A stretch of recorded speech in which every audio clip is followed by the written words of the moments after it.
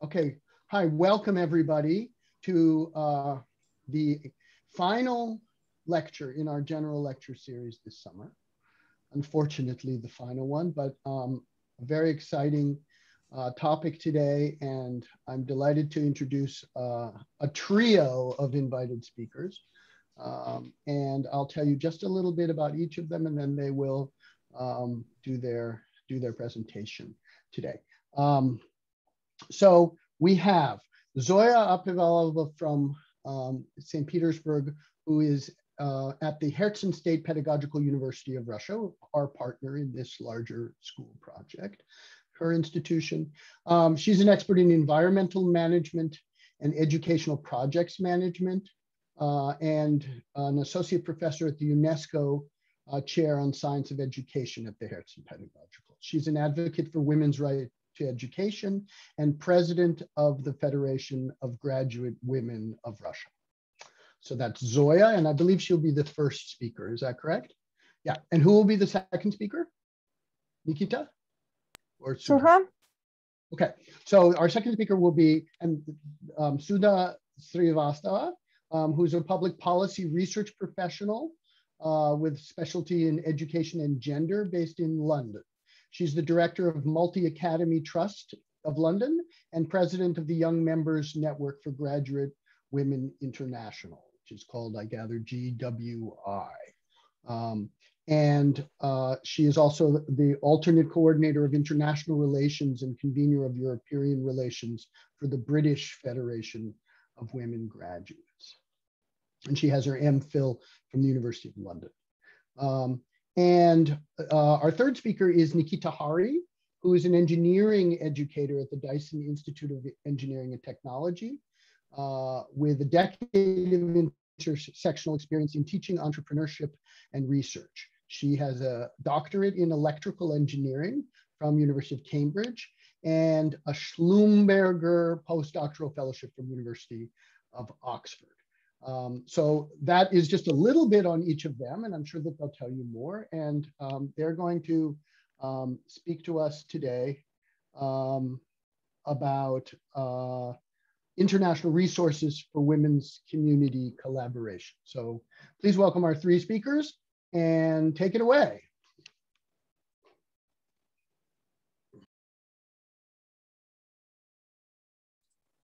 Thank you for the introducing ourselves. Just a moment, please.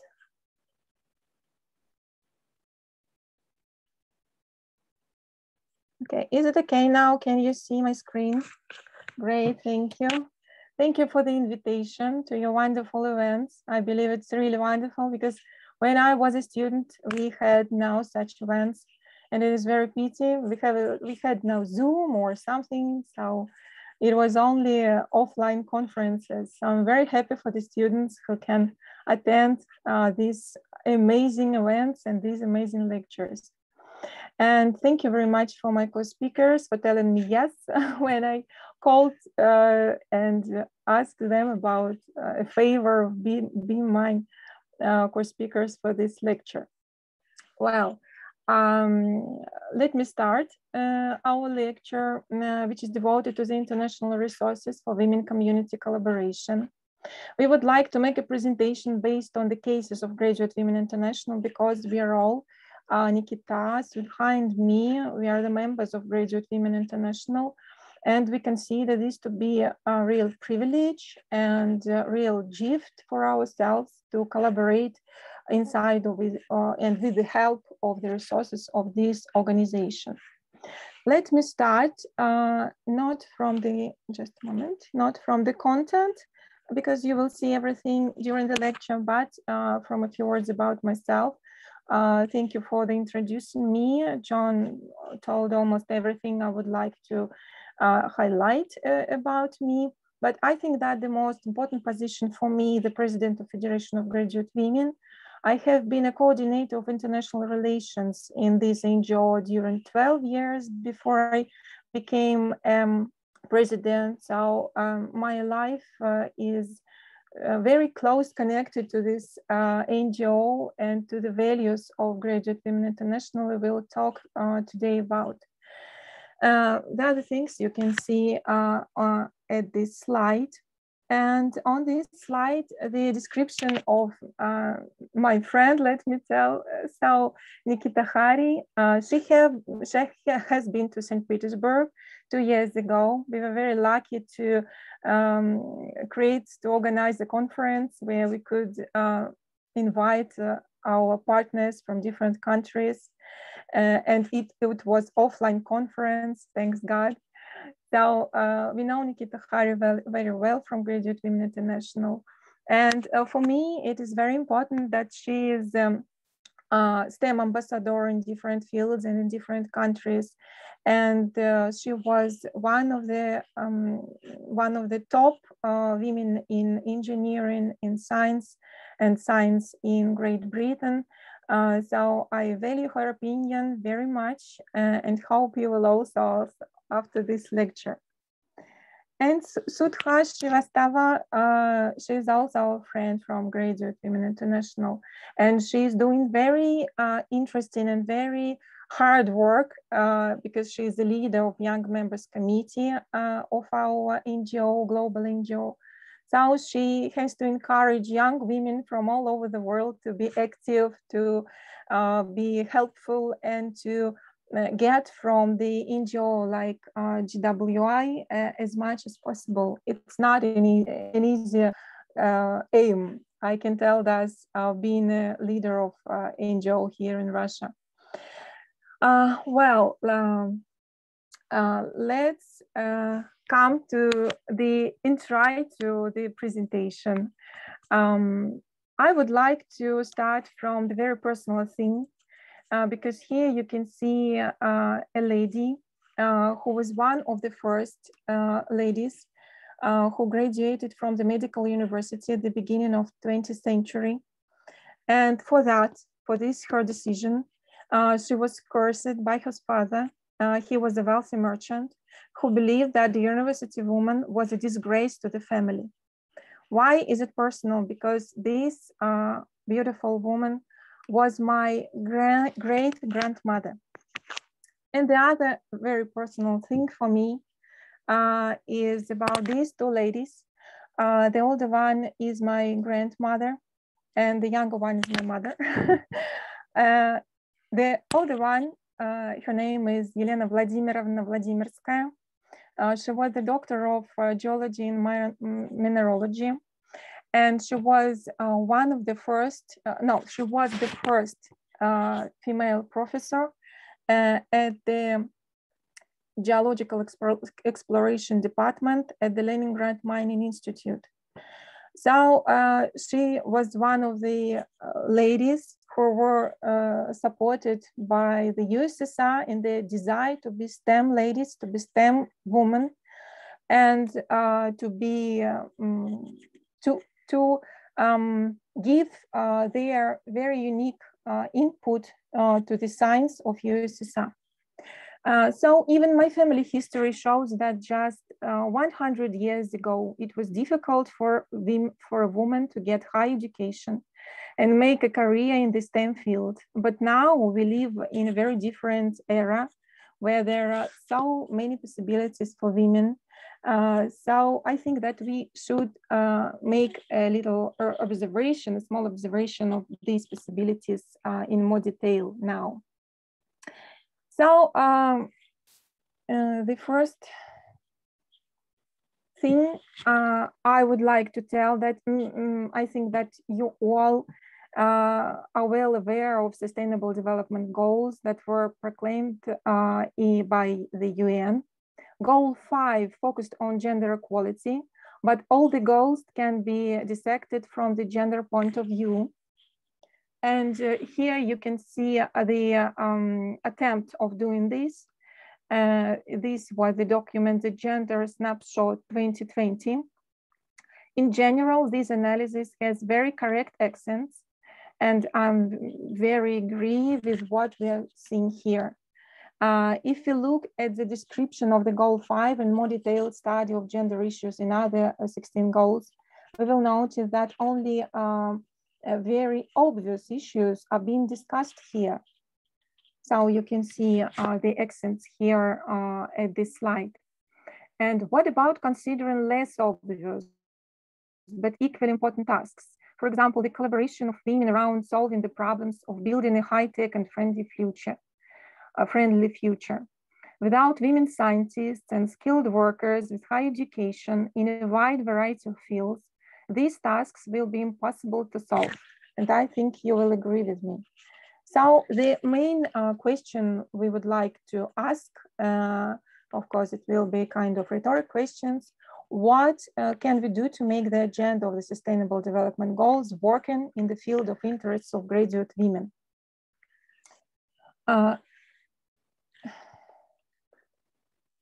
Here you can see a very famous quotation from Mother Teresa, and I'm very agree with it. And it is what we see when we try to collaborate inside of a country or at some international field.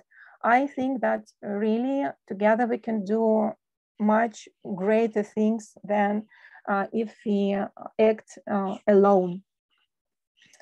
So therefore, we think that along with further detailing the Sustainable Development Goals, it is necessary to develop projects of international cooperation, which provides many advantages for promoting the interests of women with high education. On this slide, we see a listing of the main forms of collaboration among female graduates. Being a leader of the NGO, I use almost all of them.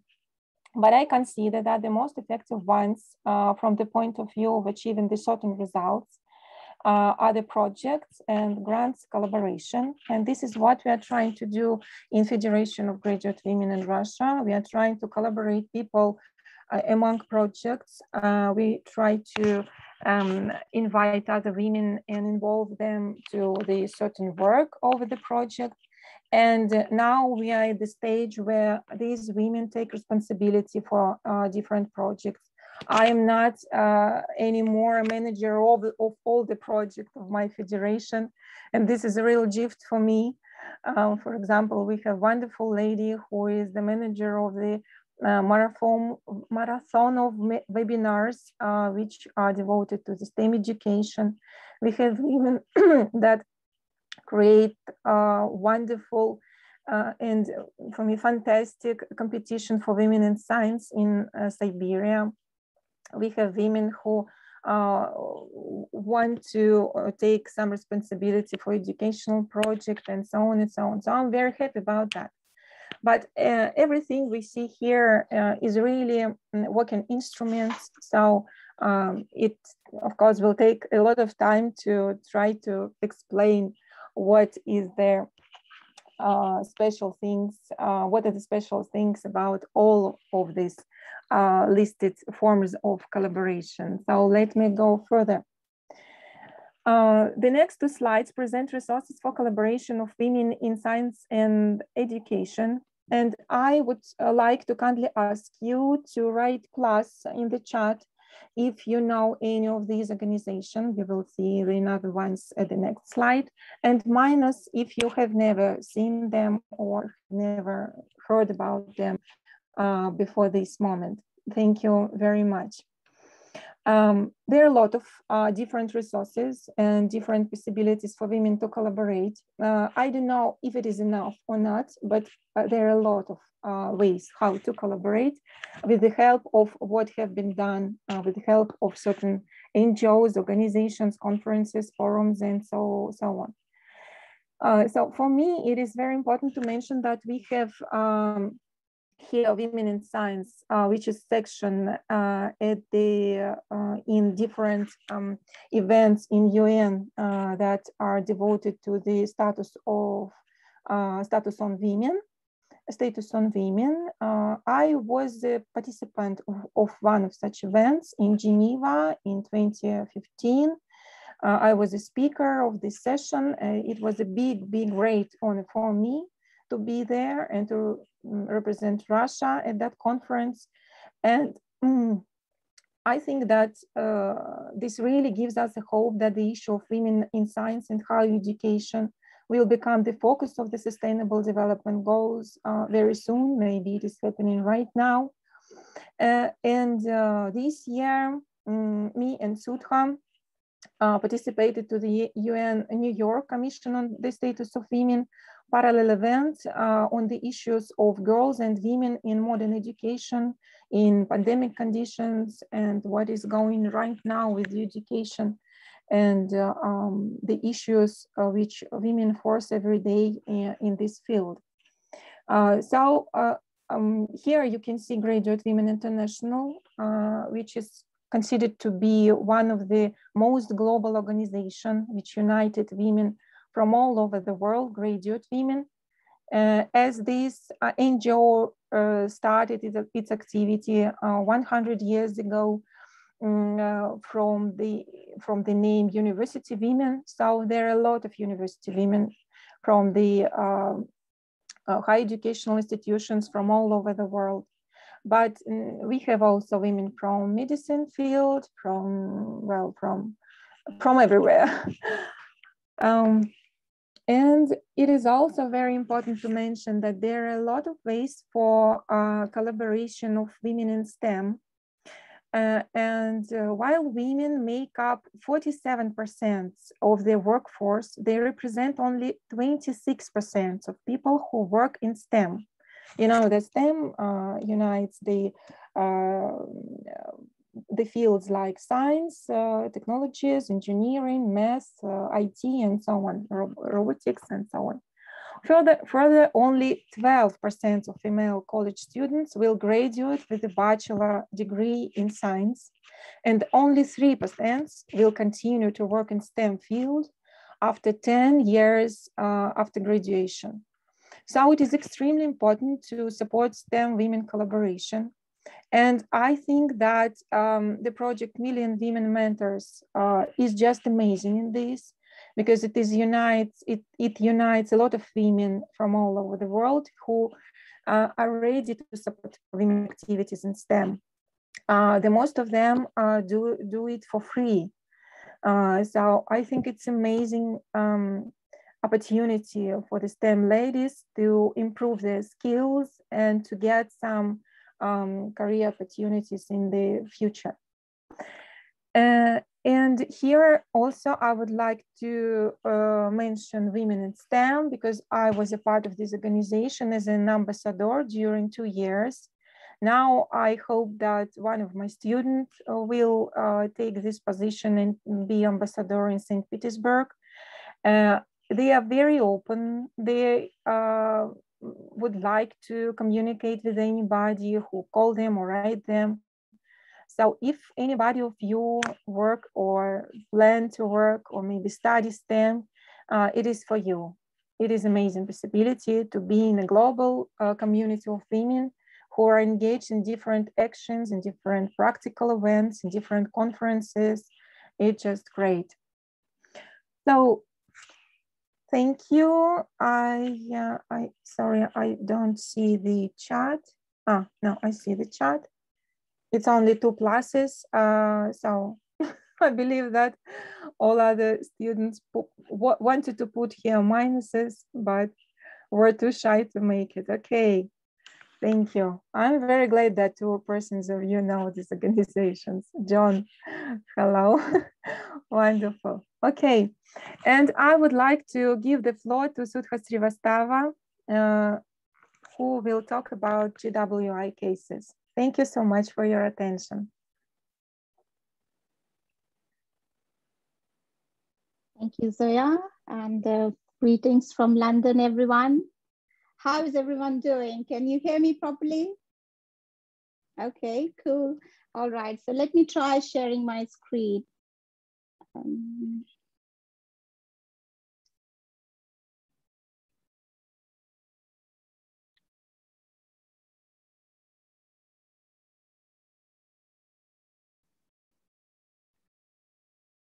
So I hope everyone can see my screen now. Yeah, okay, cool.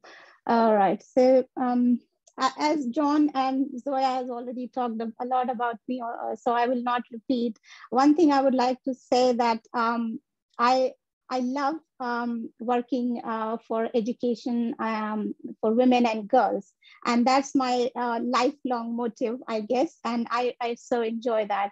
So this is really excellent opportunity to interact with all of you. And thank you very much, John, for giving this opportunity to share where we work, what we do, and what we are passionate about. So I'll just move on to next slide, if you can see.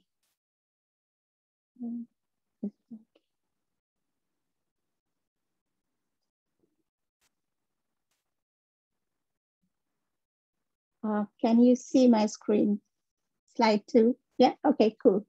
So Zoya touched a little bit about Graduate Women International, which is a century-old organization. It was founded in 1919. And you see at the right-hand side of this slide 3 great visionary women who thought after World War I, there were some ways where we could unite women to achieve peace and more sustainable world. So this is Graduate Women International was founded as the International Federation of University Women in 1919. And so since then, it has been really excellent opportunity for women to contribute, to take part, and also benefit from this global network of friendship and mutual respect. As you see in the right-hand side, there are some, we are running something like GWI Women Pioneers. So this is the great opportunity to learn about our past of GWI. We completed 100 years in 2019, and we had a grand celebration. You can see a big cake picture here. I have included a few pictures to give you a bit of idea how it looks on, and you can find all the information on the GWI website itself. So how is the network of GWI works? The headquarters is based in Geneva, but we have about presence in about 60 countries. And we have regional groups, which are 6 regions. There are, as you can see, Asia, Europe, North America, South America, Africa, Pacific, everywhere we have national federations. We call them NFAs. And NFAs have their local associations in their country. Like I'm based in United Kingdom. So we have British Federation of Women Graduates.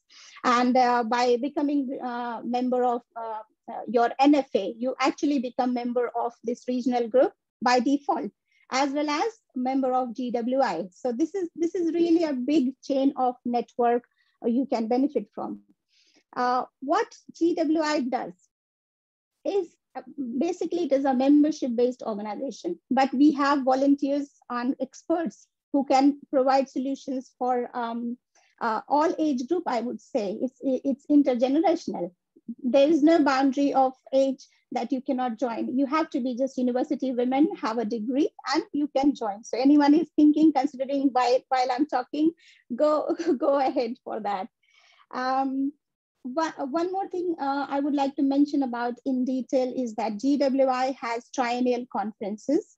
Every 3 years, we do organize conference where we assess our work and we project future plans. And there we have, we provide fellowships and grants to students. And so we advertise a year ahead that you can apply for. Any student here considering can most welcome. We have a national federation in US. So you can actually join your local association and get connected and you can follow the activities and any grants you are interested. But the GWI grants are only for every 3 years. We do policy and advocacy on various platforms. We have resolutions proposed and passed in our triennials. And we also have UN representative. So we actually get a platform where we can get our voices heard, get some practical solutions, and make a benefit out of our consultative status with the United Nations. We have Geneva, New York, Paris, and Vienna offices. So there we have representatives and in their offices. As you are joining from New York, I guess you have one connection there. Let me move on to next slide. Okay. When I talk about United Nations and GWI connection, what I meant, GWI was one of the first 10, it is very important too, and I feel really proud about it. It was first 10 organizations who had got consultative status with ECOSOC. And we have maintained since 1947, which is really commendable. I really appreciate the work of all the ladies did since then. We also have official relations with UNESCO. You see, Zoya is also there, one of the chair for education, science of education. And we also have developed connections with the International Labour Organization. We are partnering with the Girls Not Brides. So because this is also more of education related issue, which can be barrier to education in certain countries, we all know. And we are also partnering with Menstrual Hygiene Day. So this is something which these are the few examples I can say that GWI has the say at platforms in United Nations. Right. So that was the whole picture of how GWI works in NFAs and in local associations, and you can become independent members. Now, there is a group of Young Members Network. In the last triennial in 2019, it was founded by, when I say Young Members Network, it is under 40, as GWI considers under 40 as young members. So these women founded network, which I'm currently president for Young Members Network. And we do have regular meetings with the board of GWI to plan projects which are tailored for younger generation, younger members, and how we can connect them together. So in order to connect what we learned from past, we cannot just go ahead. We have to connect with the past. So we, as Young Members Committee, started the projects which are intergenerational. So we started with the webinar. We are progressing towards very good results. And as you can see at the right-hand side, we have next webinar plan, which is third one in Connecting Across Generations series, international collaboration networking. So it's a way forward for young members to learn from senior members, and also senior members to learn from younger members generation. As you see that in after World War I, what was the need of this international organization? In this era, in pandemic situation, it's more than ever we need the collaboration between younger and senior members. So this is something we are looking forward to get to focus projects and collaboration between different countries, different specialities, and something like creating some master classes, learning and sharing across disciplines, across borders, I would say. This is the beauty that we do share across borders. This mission statement is very unique because it was written in 2019 with all women attended. Each and every word you see, it was contributed from 42 young women on that day, and we made this statement. This I absolutely love it. Now, how Young Members Network participate on international platforms. So we have, Zoya already mentioned briefly, that Commission on the Status of Women, which is held every year. It is an annual event held from New York, and it happens in March. So GWI sends 20 delegates, which are a mix of young and old, to represent GWI at Commission of Status of Women. We recently had participated in Generation Equality Forum, which was initiated in Mexico and culminated in Paris last month. We have a Human Rights Council, where we have, I think, 3 times we do send our policy status, and then we have our say there and representatives in Human Rights Council.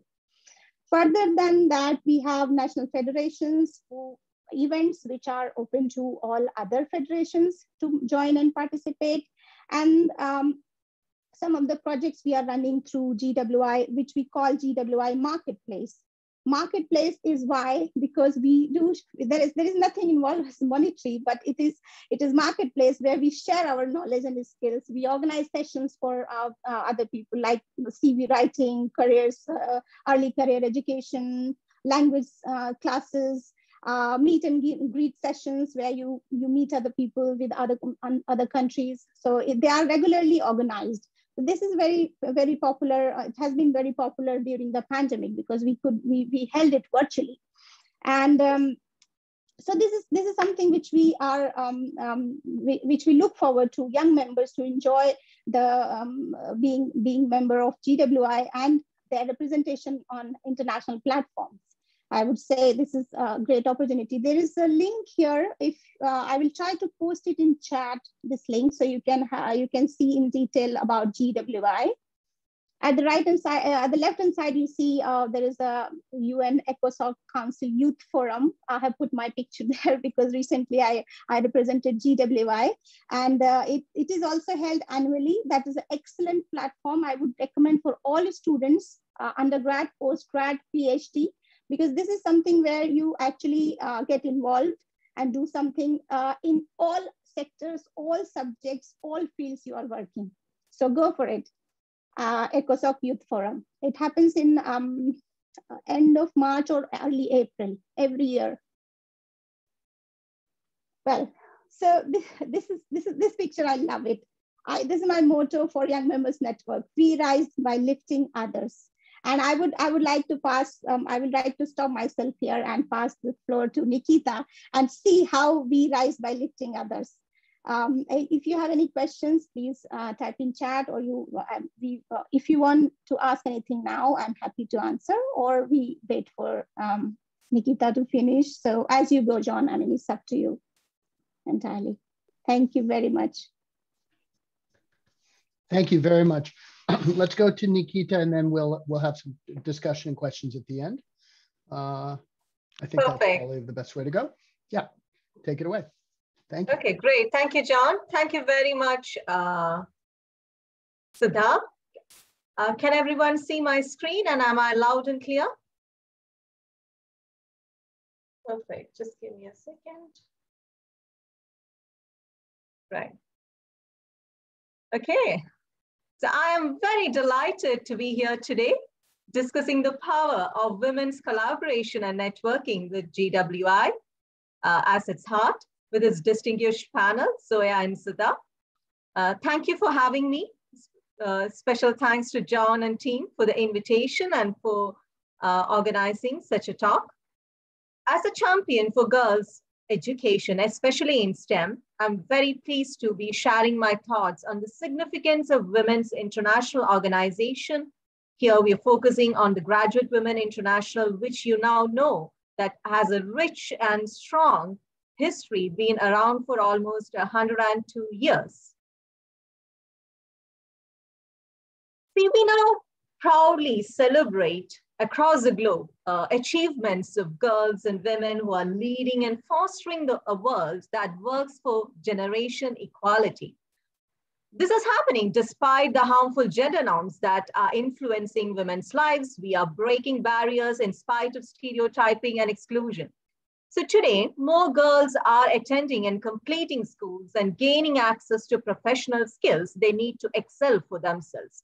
So as entrepreneurs, initiators of global movements, as innovators, as change makers, as people paying forward, like these wonderful women, Zoya and Sudha here today, and along with a few others, we are all trying to foster a world that is relevant, not just for us, but for our future generations. While the world is renewing our commitment to girls for equality, while the Sustainable Development Goals that Zoya briefly touched upon would have given you a clear picture of why it still needs to be chased as a goal, right? Equality still remains a distant dream. So while all this is happening, we are trying to uplift self-esteem and celebrate the achievements, the talents. We were hit by this unprecedented pandemic, which did push many of these international concentrated efforts backwards, as women and girls are disproportionately and unjustly affected by this crisis. Now, all of this has forced people involved, like us, as advocates, as change makers, and so on and so forth, to take a more deeper look at our past, where women's contributions have been conveniently wiped, reinforcing this persistent underrepresentation of women. So I was just setting the scene for exactly why conversations and talks like this, like what we are having now, needs to happen, and the relevance of organizations like the GWI in the 21st century. So as an engineer and STEMist, let me set the current scene here in the UK.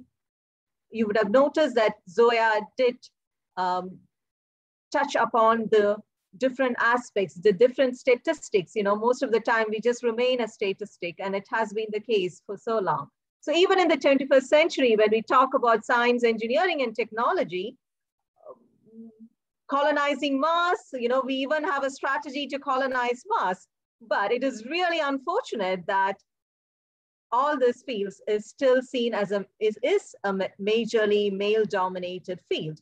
So it is not then very surprising, right? Like that we have a tragic representation of women, especially in STEM, engineering, tech leadership, and so on and so forth. So just to put into perspective, UK only has 9% of women engineers. That is coming from this is a statistic of a developed nation. Now we look up to women's success stories. Whenever we talk about it, we talk about smashing glass ceilings, shattering stereotypes, breaking into masculine labs and boardrooms, and so on and so forth, where by now it should have been a case where this should have been a normalcy. Whereas even after centuries of entrenched exclusion and prejudice, this is still happening. So I would say it's time for ungendering engineering, technology, research, not just our boardrooms, our families, so that humanity can progress, survive, and thrive. So it's very important for women to come together in groups, supporting each other, right? If we are still a minority in many ways, how can we progress? And that is exactly why organizations like the Graduate Women International still matters, and the significance of it. Now, having set the scene, I would like to get your opinions from the audience. You have heard in detail from Zoya about the emphasis and the need for gender equality. You know from Sudha how Graduate Women International is trying to make a difference, how we are advocating and campaigning from the United Nations to community level engagement. Now let's take a step back and think about why women still need to organize, advocate, and campaign. I think that's the tone I've set at the beginning of my talk. So we kind of know that we're still, much way ahead and behind. So if this is the case, why do you think women or marginalized communities need to join such networks? What is the need to join these kind of networks? For example, GWI, what do you think is the benefit? Could you please type in the chat box, just different reasons why you think networking is important for women?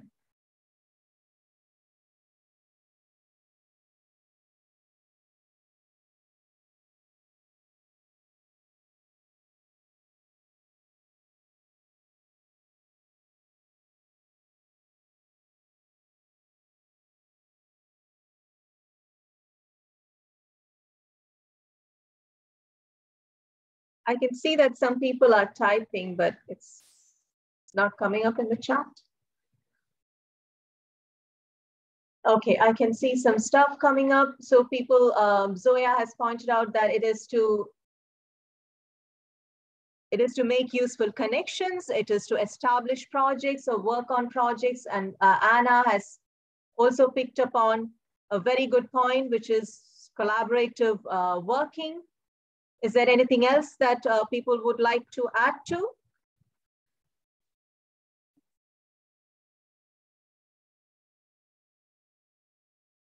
Elena has a very good point. Visibility and strength, yes, great. And to give each other's perspectives to take action. Absolutely. Raise awareness about opportunities. Sure. Okay, so thank you. Thank you all for the inputs. And Lydia has touched upon the point that outside supports, it's not all the communities support women. Yes, so it is important for women to support women, kind of thing. Right.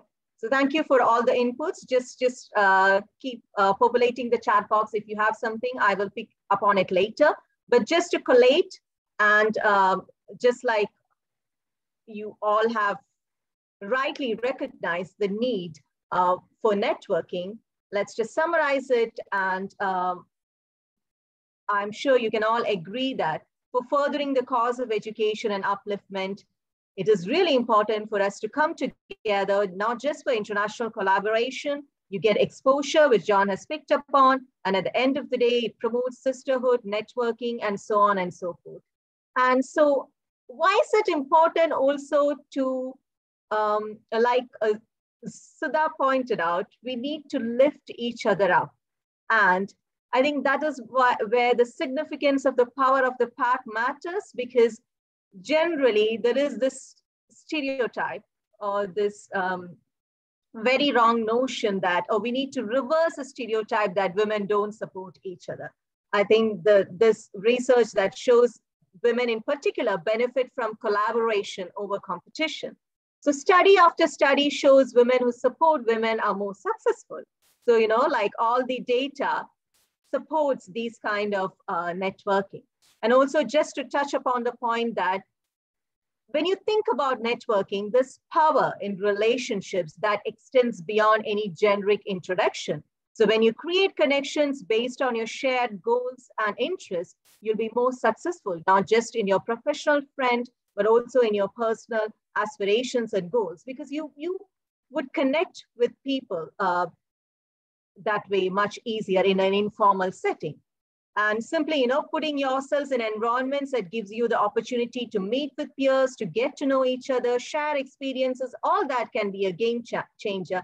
And this is more directed towards people who are reluctant to go out and meet. So I would strongly recommend and suggest that you will make meaningful connections. And most of the times, this will last a lifetime. Look at me and Sudha and Zoya. We met in a random Graduate Women International meetup, having chit-chatting, and we have been working on very strong collaborative projects ever since. So there is a need to prioritize that relationship building. Seek out people who you admire, ask for advice, follow up, participate wherever and however you can, exchange ideas and knowledge, and so on and so forth. And that is why a credible women's networking group, Sudha pointed out that there's this marketing place and so on and so forth. So we discuss a lot of things. There'll be a lot of information and so on and so forth affecting women.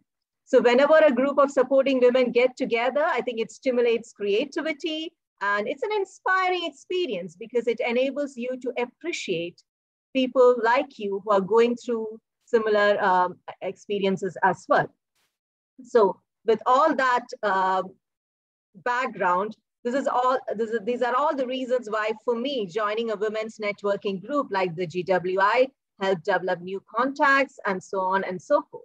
So what did I personally, you know, I'm an electrical engineer all my life. I did my bachelor's, master's, my PhD, my postdoctoral fellowship, so on and so forth. I was almost always the single person in amongst a group of men, and especially I am a power electronics engineer, so that which just makes me, you know, one of the odd ones out in a pack of men. So for me, Graduate Women International gave the opportunity to meet, learn from wonderful, multi-generational women from across disciplines. So it's you meet someone from a 90-year-old to someone who was 16 at the Tranil conference in Geneva last couple of years before, almost 2 years before. So this is a kind of friendship and sisterhood that you would make with these kind of organizations. And so just putting that into general context, you build partnership, there is knowledge sharing, and all this will come into effect when you are working towards something like for a common good. Obviously, there's mentoring and other collaborative research activities as well when you can develop on different specific projects depending upon your personal interest. So with that, having something in common, I've touched upon this before, leads to faster connection. So people have limited space for career development, making genuine connections and so on and so forth. I think with professional groups such as this, focused on women, you can fast forward a connection because a lot of the challenges are universal to that group. So that is something that one should very much keep in mind when you think about international collaboration. So if just on a very philosophical note, we talked about GWI. If you were to think about ideal women's international organization, looking to ungender the world, it would be very similar to me, like the GWI. So I was just trying to think about whether there's going to be any difference. And these are the characteristics I noted down that I see in an international organization. And I don't think we need one because GWI is already there. So with that, I would encourage not just women, but also men in this room, whatever be your gender, whatever you identify with, to contribute, to uplift each other, to support each other. You might be, and especially to girls and to young women, you might be the first women to do many great things, but make sure that you're not the last, quoting from the Vice President of the United States, Kamala Harris. So on that note, I hope you would have gotten a good idea about our organization, about what you can achieve and how you can contribute, be part of a collective vision of advancing women's equality, our education, our rights, our voice and space in this world. So thank you for being a wonderful audience during this strange and challenging times. I hope you all keep yourselves safe and strong, healthy, physically and mentally. Happy to take questions along with Zoya and Sudha. Thank you very much.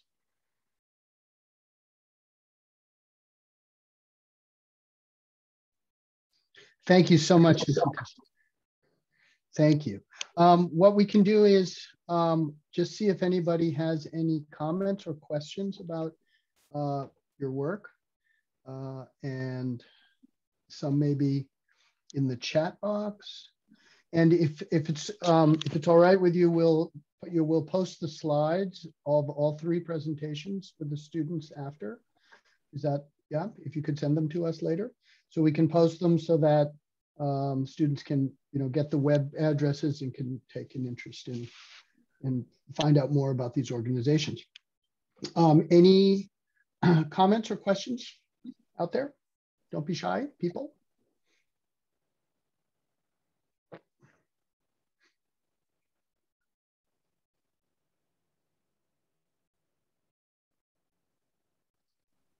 Don't be shy, as John said. We three of us from one of you, like we are together, and we are like you sitting there. So anything, any casual thing, anything informal, whatever you want, you coming in your mind after this presentation, feel free to ask. We would love to answer or support, help, whatever. Thank you.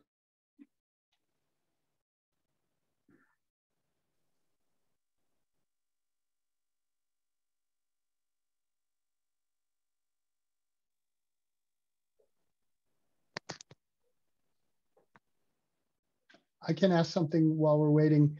When was that you all met in St. Petersburg? How long ago? Oh, we first met in the Graduate Women International Terrenal Conference in Geneva. That's where our first meeting was, and that was almost 3 years ago. Yeah.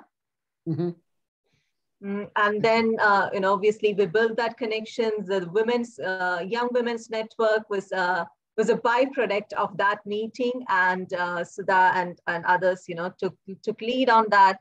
I and Zoya started working on certain projects, and we were initially, you get chit-chatting about your mutual interest and so on and so forth. And she kindly invited me to give a keynote for a conference. And that's how I think we had a continued and consistent collaborative relationship from then on. I see. Yeah, so it was almost a few months later. I'm very bad with exact years, and I think with COVID, everything is, it's like I've been stuck in my house, in my room forever. But it's almost 2 years now since I went to St. Petersburg. It's such a majestically magical city. I fell in love with it. It was only a few days, unfortunately, because we had grants conditions and they were about the time of staying here in St. Petersburg. So it was so pity we couldn't show them everything. I mean, our foreign guests. It was only Hermitage and some other things. They were very tired because we tried to show them everything, but all the same, we didn't manage to do that. But it was great times. Yeah, it was only like. To make like this, thinking about that time. Are there any other comments or questions out there, people? I'm curious, what do you do about trying to outreach to institutions and countries that don't know about your work? What's the kind of, how do you what's your plan for international outreach beyond where you are right now? It must be difficult, right? Yes, Sudha, please. Okay, John, thank you for this question, because this is something in global organization we do try to reach out to people. As I mentioned, that we have national federations. So in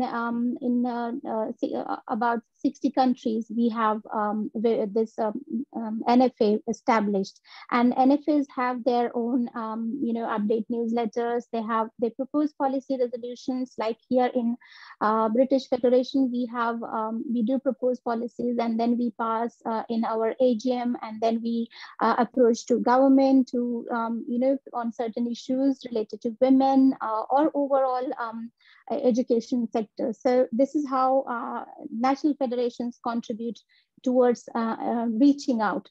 And other thing we have, like because we have our status in United Nations, where we have collaboration with ILO and ECOSOC. So all those platforms, we also send our policy briefs, and we have representatives. So this is how we connect with other similar issues. Like recently GWI partnered with Girls Not Brides. So that is how we do a collaborative project. But outreach, of course, it's a challenge how to engage young people, young members. So what we do is, as we initiated doing some webinars, and they are open to all GWI members and prospective young members, whoever wishes to join. And then they come learn. In national federations, I would like to give examples from British Federation, where we give students 1 year free membership after they get any awards. So annually, we in our NFA we have grants, or we say prizes. So it's like nearly about £35,000, something 3,035. Nikita, maybe right figure. I'm not telling. I'm not sure what we exactly given amount, but we have a certain scholarship and prizes. So once they get awarded, we give them these membership for free for 1 year to come, learn, enjoy, see how best they can benefit, and then they can be part, or they can partner with other people. So this is how we try to reach to new people. And other platforms, like here, we are here discussing GWI with you, John. So these are the excellent opportunities we try to project ourselves. And not to forget that this is 100-year-old organization. The century has been achieved empowering women, empowering women for education. It's a lifelong thing. So we have projects running in Africa, we have projects running in Egypt, current NFA to NFA engagements, twinning project, India and Egypt. So this is something which we find all the collaborations. Just to give some examples, more details is absolutely, of course, you are free to see on GWI website. And where you go to national federations, you go to drop down and see all the regions where you can find your own country and then see what they are doing. There are contacts. I think there are president and coordinators of international relations contacts there, email there. Possibly there are websites also, like British Federation website is there, Russian Federation is there. So you go there and see national federations. But on top of it, if you don't want to join national federation, you can also become independent member. So apart from this membership, you independently, if you want to approach GWI, there is another option to join as independent, where you don't have to join national federation. And we in UK, yeah, I'm sorry, so just briefly, in UK we have other sister organizations. I'm a member of National Council of Great Britain, National Council of Women of Great Britain. So this is one of the 6 sister organizations. We call them 6 organizations, women organizations. And we do approach government on similar projects together. So this is how we have channels. Thank you, John. Thank you very much. I would love to do something together, either with your student or university. Anything we could offer, we would love to do that. It would be great. It's great to hear about your organization. Our summer school has been here for many years, and there were some years where, and this was not by design, but something like 80% of our students were women. We want more of a balance than that, but we've always had a majority of students at the school be women, sometimes high numbers like that. I think, and a lot of focus on gender studies in the curriculum of the school. There's a question in the box. Lena Lopez from Bogota. Would you like to ask your question, Lena, or do you want me to read it? Or the speakers can read it? Or you should read it. Okay, sorry. Thank you. So thank you for the talk. I found it very interesting and appealing, and it definitely resonates with me in terms of sisterhood and uniting for women. So my question is precisely if any of you believe in terms of equity, right? Like this idea of women being able to be in positions of power because maybe they were not open to them before, not because they don't have the qualifications to do it. And so my question is specifically whether or not you would like to share if any of you believe or if the association works with this idea of holding spaces for women in the table, basically, so that in a table of leadership, there would be, 4 seats, I'm making something up, held for women, or if there still remains this idea of having to earn it in a way of, just going through whatever ladder it is that you need to go through in order to attain a seat there. So I'm curious about your thoughts about that. Shall I take it? Are you happy for me to? Yeah, okay, so then, thank you, Lena. That's a really good question and quite a controversial one in boardrooms across different, especially tech organizations. And I think this is a conversation that we have been pushing for to enable an action from the organizations, governments, from government initiatives to bodies to multinational corporations, especially, I did touch upon women in boardrooms because that is like, that's still a dream, right? Either you see CEOs and so on and so forth here and there. And maybe, US is a great example because you have the PepsiCo CEO, Indira Nooyi, you had all those people who come and go, and then people would actually exemplify that as an example and say, but you had someone a woman at the Senate of something like PepsiCo. So, but that's exactly the same example that you would do with Marie Curie, she won, 2 Nobel Prizes for physics and chemistry. And then people would be like, oh, women still, but that's, I think, not a good way. That's not the representative statistic across countries and across boardrooms. So absolutely, I believe that women should be given equal spaces. I'm sure you would know from my talk that that's where I stand. But I think it's very important to chart out a proper navigation, a proper advocacy navigation, because you could ask for what you kind of point out. Are we going to campaign for reservations? Because that will, then there's that whole dimension of positive affirmation and so on and so forth, and discrimination, and there's already discussions going on, especially when you talk about the Me Too campaigns and so on and so forth, that people, lay a great emphasis on a white minority male field and so on and so forth. I'm sure you have heard about it. So I think, having said all that, just because, there'll be a lot of people against it doesn't mean we shouldn't ask for it. I think there needs to be a concentrated effort to ensure that organizations at all levels, from boardrooms higher up in the hierarchy to lower levels of whatever work it is that is being done, there needs to be an equality and equity, not just in recruitment, but in attainment and in retention and equal pay.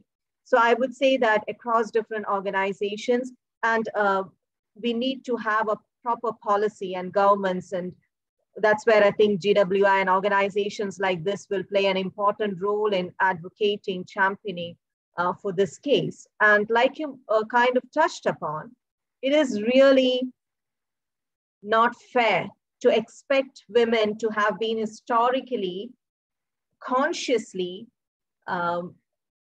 we have been, there were structures in place to not recruit women, starting from education. It's only in 60 years since Cambridge University, where I studied, started taking women.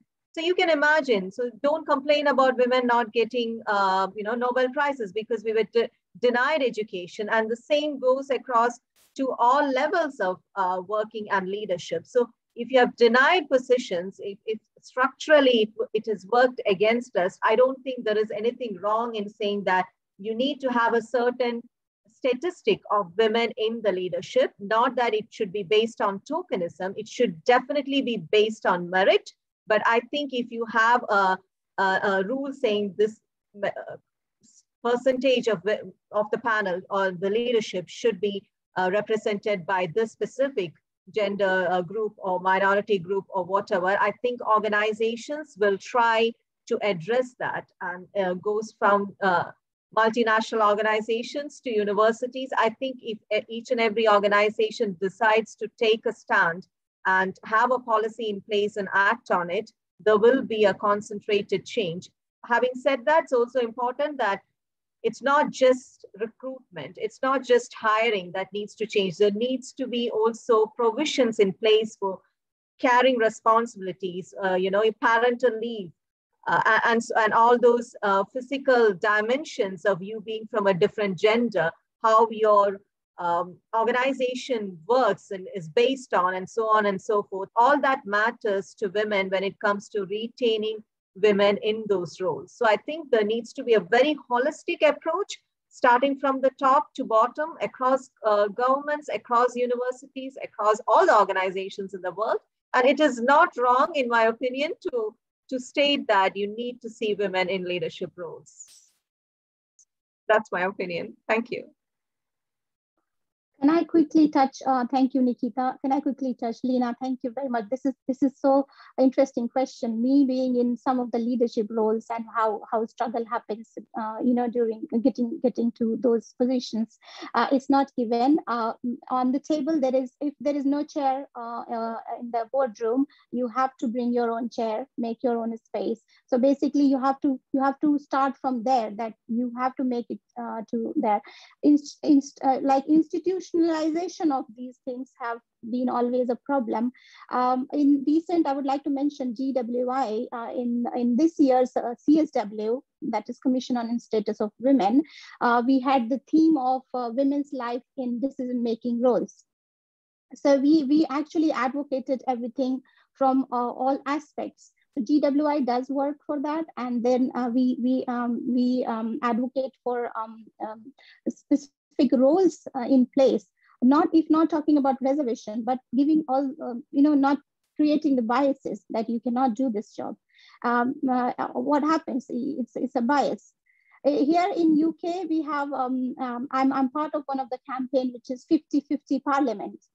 So unless you have role models there, how you encourage yourself? You have all the skills, but the thing is that you need to see somebody as a role model position, and then you encourage yourself that, okay, of course, everybody has got this qualities, skills of decision making. And I would like to mention the role of men is equally important. We talk about male allyship. Unless you have brothers or fathers promoting, encouraging you to be a leader, you have less work done on your own. So support from the family itself starts, I would say, and male colleagues, friends. This is important, because that is how you diminish the biases. That, okay, if a male colleague of yourself believes in you, I mean, you feel confident. Okay, so the male allyship, the role of men is equally important. Achieving this making spaces in boardrooms. This is a very important question, and I had been really, advocating for this thing in 50-50 Parliament to make that 50-50 at least. Yeah, thank you, Lena. I would love to connect further if you would like. I will send John my email, and we can be in touch. Nice to meet you. That would be great. Thank you. Yes, we'll make all that information available so anyone can contact you who might want to. Any other? We're pretty much out of time, but we have a couple more minutes in case there's any more final comments or questions. I just had a final comment. Of course. On what Lena kind of asked, but I'll be really quick. I just wanted to touch upon some of the things that came up in my mind when, when you're talking about bias leadership. I think John mentioned that there's a plethora of gender studies, and you're really, focusing on that kind of courses. And I think that is really important, because it's not, parallelly you can advocate, you can try to change and do all those things, but there's also that need for not just the current generation, but also the future generations to understand the history behind all these. Why don't you see? Why are women invisible? What is what is the story behind it? So I think, and also understanding even your own difference of your own physicalities and so on and so forth. So having all those kind of education embedded, and having that opportunities to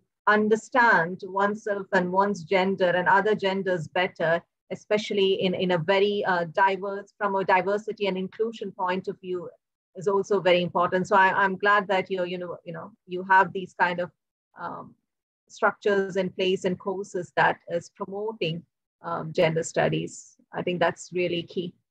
Thank you.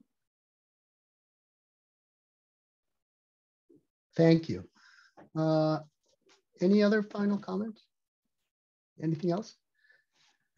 Zoya, would you like to say something at the very end, since we know that thanks to you, you organized this group, and some final word? Thank you, John. My final word is only thank you all for the invitation. Thank Nikita and Sudha, because we have very strong collaboration for the conferences and forums and lectures. It is very, very nice to think that you have such supporters like these ladies.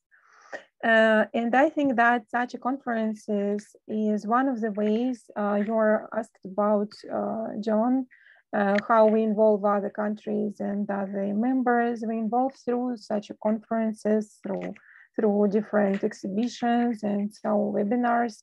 When we describe what we are and what we do, people would like to be the part of this really global movement of women who want to be empowered by education and science and empower other women as well. So thank you very much. We're very glad to be the part of your event. Thank you, John, and thank you for your attention, dear students from all so much all over the world. Thank you. We do have another comment in the chat. I don't know, Irina, would you like to make your comment or invitation to the group, or should we just leave it in the chat? Yes, with pleasure, dear colleagues. Good day. My name is Irina. I'm from Moscow, from Financial University. You know that I'm as a branch of our organization. I was organized the forum, which was in Financial University, and we were discussing the questions about young women in education and science, and the problems, perspectives, and something like this. And in this case, it was very interesting that the Financial University has the history more than 100 years, and it was the first time then in this university we was discussing these gender problems and the problems of young women in education and in science. And it was very necessary, very important. And a lot of our young women, a lot of our students, and a lot of our professors was very how to say in English. I'm sorry, my English is not quite well, for them it was a very big surprise, because we was discussing the economical problem, we was discussing a lot of themes, but not about gender problem and women in science. In this case, in this October, my colleague professors, very serious personnel, they want to organize the third gender forum. They want to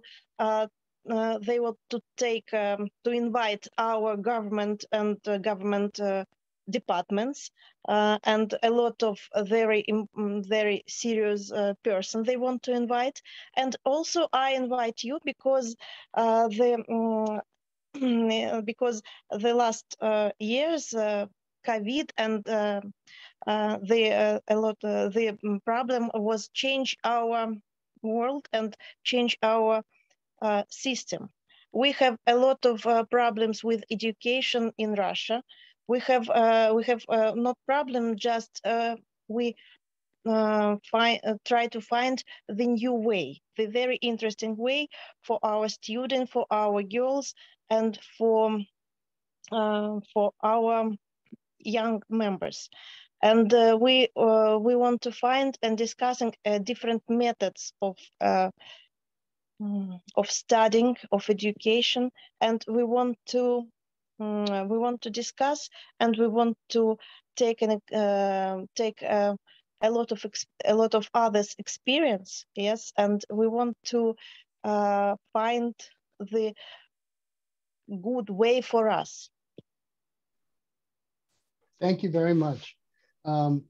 We have that information, and we'll make sure we connect everybody about that possibility. So let's give a final thank you to our speakers. Thank you so much.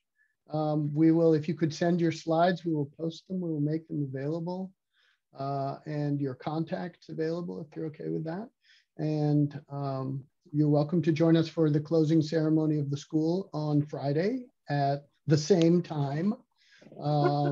And we will send you the link. Please come. It's a lot of fun. And have a great day, evening, afternoon, morning, wherever you are. Bye, everybody.